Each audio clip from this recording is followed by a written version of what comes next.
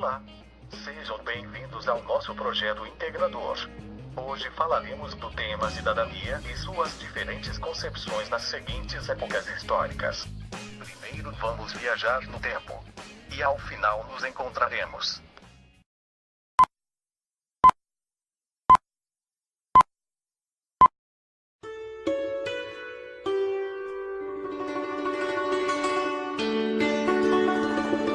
O conceito de cidadania percorreu mais de 2.500 anos de história, vinculando-se cada vez mais às mudanças nas estruturas sociais. Na realidade grega, era o regime aristocrático que imperava. Com esse modo de fazer política, a cidadania confundia-se com o conceito de naturalidade. Assim, considerava-se cidadão aquele nascido em terras gregas, o qual poderia usufruir todos os direitos políticos. Os estrangeiros, proibidos de ocuparem-se da política, dedicavam-se às atividades mercantis. Com o passar do tempo, operou-se uma redistribuição do poder político. Aceitou-se o ingresso de estrangeiros na categoria de cidadão, abolindo-se a escravidão por dívidas. Mais do que indicar uma reformulação do conceito, essa ideia revelava os reflexos de transformação estruturais. Além de ampliação do quadro de cidadãos, as polis gregas presenciaram o deslocamento do controle político e jurídico. Nesse contexto, a aristocracia cedeu espaço a favor das assembleias e dos conselhos com participação popular. No que se refere ao gênero, as mulheres viviam à margem da vida pública, limitadas em seus direitos individuais, sob a dominação masculina. O espaço apropriado para elas era o doméstico. Quanto ao elemento idade, havia uma distinção entre jovens e velhos. A comunidade era baseada no respeito aos mais velhos. No entanto, havia ainda critérios de distinção social, por meio dos quais se limitava o acesso às magistraturas mais altas, polarizando o poder político. Como exemplos dessa polarização, podemos citar as classes censitárias criadas pelo legislador Solon no século VI a.C., e a submissão da Assembleia do Povo a um conselho cujos membros provinham da velha aristocracia, embora essa decisão não tenha durado muito tempo. Apesar dessas mudanças, fatores de ordem social e política continuavam associando o termo cidadania ao exercício da participação política. Mesmo com esse pleno direito assegurado e a existência de um regime democrático, a cidadania aparecia de forma tímida, principalmente no que se refere ao efetivo das decisões políticas. Muitos cidadãos, cercados por restrições econômicas e valores ligados à família, permaneciam completamente alienados e tolhidos na expressão de atos políticos. A cidadania significava, portanto, algo mais do que a garantia de plenos direitos. Era, pois, um status que oferecia ao cidadão várias possibilidades, indo além das destinadas ao indivíduo comum. Em Roma, a situação não era diferente. Sociedade escravista, baseada na genética das famílias, era dominada pelos patrícios, os quais detinham a cidadania e os direitos políticos. A plebe, constituída de romanos, não nobres e de estrangeiros, não cabia qualquer tipo de direito. Este quadro alterou-se aos poucos, possibilitando o acesso à cidadania a todos os romanos de nascimento, mesmo que fossem escravos libertos. Apesar desse avanço, uma manobra da aristocracia para preservar o controle político restringiu novamente o acesso à cidadania. Apenas as mais altas magistraturas, entre elas o Senado e o patriciado, poderiam usufruir dos privilégios dessa posição.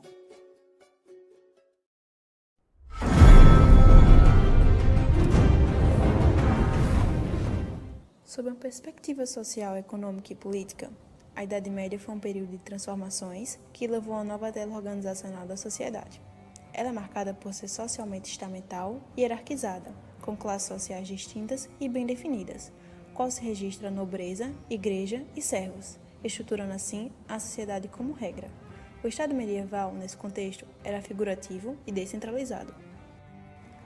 Os senhores feudais exerciam funções estatais como legislar, julgar, cobrar tributos e formar exército. Evidente que na sociedade medieval, o status era o que possibilitava a distinção de classes, tornava a medida de desigualdade código uniforme de direitos e deveres, que regulasse a participação na sociedade de todas as pessoas, sejam elas nobres, plebeus, livres e servos, e não existia, por consequência, um princípio de igualdade, que se contrastaria com a desigualdade de classes. Durante a Idade Média, observa-se que a cidadania mostra-se muito combalida, para não dizer inexistente, para as baixas castas. A cidadania medieval só é de fácil visualização quando o feudalismo se vê em decadência e a formação dos burgos. Por esta razão, a sociedade da Idade Média foi sinal de inúmeras revoltas sociais, pelo fato de que a cidadania tinha um significado rudimentar. A cidadania, portanto, era existente apenas para o clero, nobres e igrejas, ou seja, homens ricos com terras, não estrangeiros e com 21 anos de idade. Com o desaparecimento da civilização greco-romana, a expansão territorial e a centralização do poder político culminaram com a instalação do regime absolutismo monárquico, que sufocou qualquer iniciativa tendente a reconhecer ou evoluir a conceituação da cidadania durante séculos. A participação política, desse modo, tornou-se um assunto secundário, cedendo espaço para questões do plano religioso. A nobreza detinha o poder e o clero o saber, monopolizando os direitos da cidadania. A alteração desse quadro deu-se com a formação do Estado centralizado. Os servos permaneciam alheios aos privilégios dos cidadãos, não podendo, assim, acessar o poder público, sem a mediação de outro estamento detentor do poder maior. Submissa à justiça e à ordem estabelecida, poucos eram os que podiam ver na justiça uma fonte de direitos. No período conhecido como Baixa Idade Média, o nascente capitalismo provocou o fortalecimento de uma classe social, a burguesia mercantil.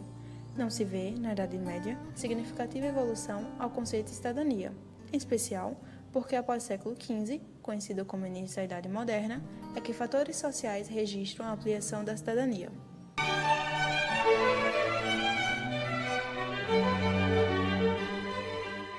A cidadania envolve um conjunto de direitos e deveres, porém, em cada um dos períodos históricos, a cidadania assumiu uma configuração específica.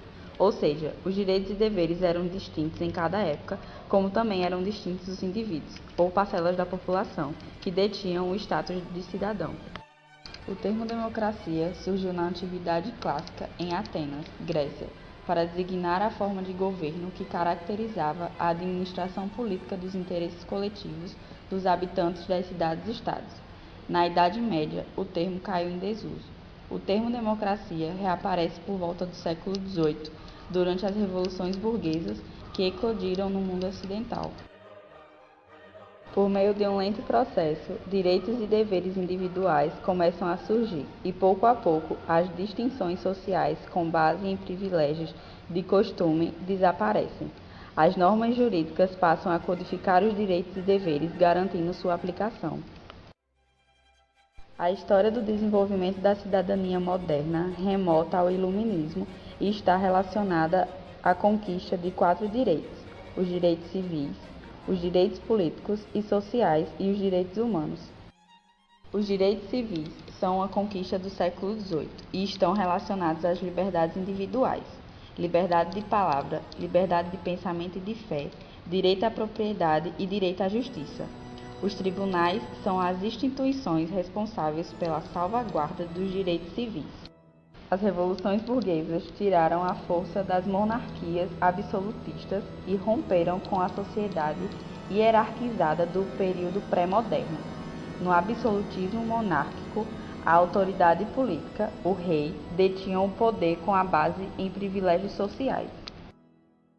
Os direitos políticos, porém, são uma conquista do século XIX, e os direitos sociais surgem com mais força no século XX. A democracia recuperou o princípio da cidadania. Os homens deixaram de ser súditos, subordinados a um rei, para se transformarem em cidadãos. Dentre os pensadores da Revolução Francesa, os filósofos iluministas, destacando-se entre eles John Locke, que defendia que todos os homens são iguais, independentes e governados pela nação; Voltaire, que defendia a liberdade de expressão, de associação e de opção religiosa, criticando o poder da Igreja Católica e sua interferência no sistema político; e Rousseau, que defendia a liberdade como bem supremo, entendia por ele como um direito e um dever do homem. Os séculos que pintaram esse cenário descrevem a expansão do capitalismo e a necessária redefinição de uma tela institucional que se moldasse ao novo modo de produção. Regimes absolutistas estabeleciam que os direitos dos indivíduos eram outorgados por dádiva dos soberanos, em razão do direito divino. Os indivíduos decidem livremente, por contrato social, instituir o Estado, que passa a representar a vontade de todos, assim como o bem comum, pela ótica de Rousseau. Rousseau idealiza a transferência da soberania para as mãos do povo. No seu contrato social, não há espaço para a democracia indireta, pois a soberania é a vontade geral, que é a vontade do povo, e esta vontade não se representa. Na República moderna, os direitos civis são direitos naturais, razão porque são sagrados e de todos. Uma singela leitura da Declaração dos Direitos do Homem da Revolução Francesa basta para se constatar os direitos conquistados, como a igualdade e o direito de propriedade, que é pilar também para a economia moderna de mercado. Na luta pelos direitos, observa-se aqui que, principalmente os políticos, prevalecem os interesses dos burgueses. A cidadania da Idade Média adentra a Idade Moderna com a roupagem nova, mas com o mesmo tecido.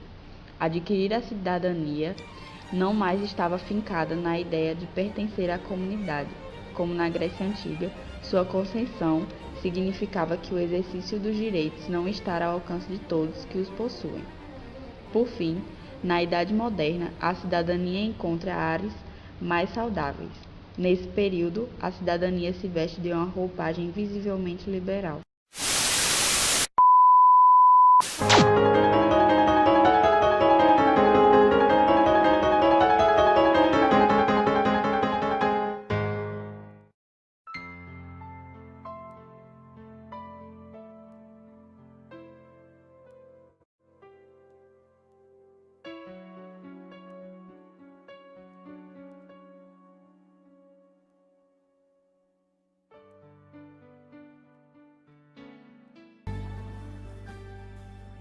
Ser cidadão é ter direitos e deveres, e é ser reconhecido como membro pleno e igual da sociedade.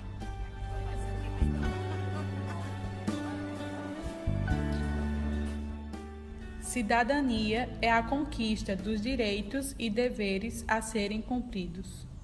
Um fato marcante que levou a cidadania ao que conhecemos hoje foi a criação da Declaração Universal dos Direitos Humanos, pela Organização das Nações Unidas em 1948. Fortemente influenciada pelo horror e pela violência da primeira metade do século, sobretudo pelas atrocidades cometidas durante a Segunda Guerra Mundial, a exemplo da Alemanha nazista, onde um homem judeu matou milhões de outros judeus, seus irmãos. De acordo com essa concepção universalista, todos são iguais perante a lei, e os seus direitos civis, como liberdade religiosa e de pensamento, políticos, direito do voto, militar em partidos políticos, movimentos e organizações da sociedade civil, sociais, direito à educação, assistência à saúde, programas habitacionais e transporte coletivo.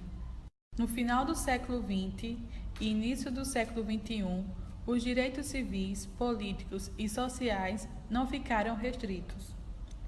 Outros direitos relacionados a situações sociais específicas se consolidaram, como o direito do consumidor, idosos, adolescentes e crianças, mulheres, minorias étnicas e homossexuais.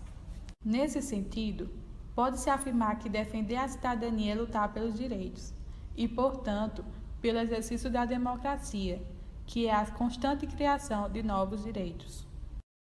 Como ressalta o filósofo Renato Giannini Ribeiro, recentemente surgiram direitos difusos, e os mais expressivos são os relativos ao meio ambiente, que beneficiam a todos. Há ironia nisso, porque a garantia ao ar, à água e ao solo mais limpos protege até os próprios poluidores. O sociólogo inglês Marshall propôs uma análise da evolução da cidadania vinculada a determinados direitos. Na sociedade contemporânea, porém, há um grau de complexidade e de desigualdade tão grande que a divisão dos direitos do cidadão em civis, políticos e sociais já não é suficiente para explicar a sua dinâmica. Como alternativa a essa classificação, podemos pensar em dois tipos de cidadania, o formal e o real. A cidadania formal é aquela que está nas leis, principalmente na Constituição de cada país. É a que estabelece que todos são iguais perante a lei e garante ao indivíduo a possibilidade de lutar judicialmente por seus direitos. We are black people and we shouldn't have to feel like this. We shouldn't have to protest because y'all are treating us wrong. We do this because we need to and have rights. Tal garantia é muito importante. Se não houvesse leis para determinar nossos direitos, estaríamos nas mãos de uma minoria. Essa era a situação dos escravos, que não tinha direito algum.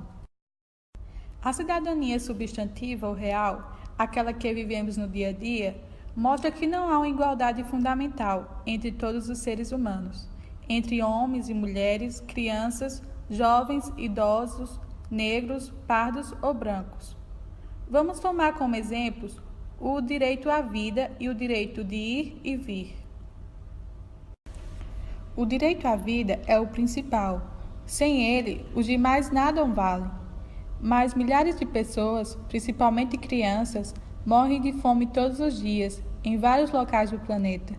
Essas pessoas não conseguiram ter o direito à vida, o direito real e substantivo à cidadania. O segundo direito básico em nossa sociedade, o de ir e vir, é reconhecido desde o século XVII. No dia a dia, entretanto, nem sempre as pessoas podem se deslocar para qualquer lugar e ficar onde quiserem, como, por exemplo, nos shopping centers. Os guardas garantem a segurança dos frequentadores, mas também evitam o acesso de pessoas que aparentam não ter o poder de consumo. Nesse caso, o direito de ir e vir não é respeitado.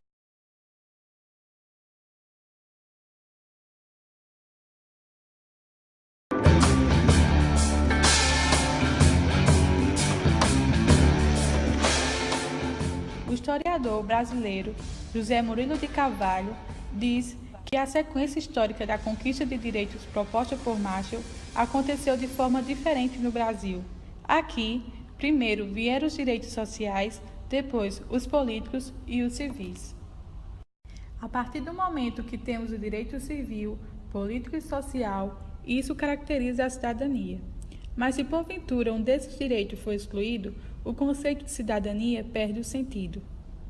Nessa lógica, o ser cidadão é aquele que vai ser contemplado por esses três grandes direitos. Um exemplo dessa exclusão no Brasil é o período que compreende de 1930 a 1945, onde, na década de 40, a forma de governo varguista era ditatorial, período conhecido como Estado Novo. Logo, havia a exclusão do direito civil. Outro exemplo marcante na análise socio-histórica é o período da ditadura militar, entre 1964 a 1984. Nós devemos amar a Deus, e se não amarmos a Deus, devemos temer a Deus. De modo que aqueles que não amam a revolução ou a situação que foi imposta, pelo menos devem temê-la, porque nós saberemos, se necessário, impô-la. Portanto, só é possível falarmos de cidadania no Brasil a partir de 1988, com a chamada Constituição Cidadã. Com ela, foi possível haver pela primeira vez na história brasileira uma legislação democrática, garantindo a plenitude dos direitos civis, políticos e sociais no Brasil. O aspecto mais marcante dessa carta é que os direitos e garantias fundamentais aparecem antes das disposições sobre o funcionamento dos poderes do Estado. Isso significa que os direitos humanos, civis, políticos e sociais estão acima do Estado e legalmente definidos. Como vimos, a questão dos direitos no Brasil parece estar invertida em relação ao que se observou nos Estados Unidos e nos países europeus. Os direitos civis e políticos foram restritos na maior parte da nossa história, e as propostas de direitos sociais tiveram sempre o sentido de aplacar as condições precárias de vida da população. Só recentemente podemos dizer que temos todos os direitos estabelecidos nas leis. Ainda assim, há muito por fazer para que todas as pessoas possam, de fato, viver dignamente, com educação de qualidade, sistema de saúde eficiente, direitos trabalhistas permanentes, terra para trabalhar e habitação digna.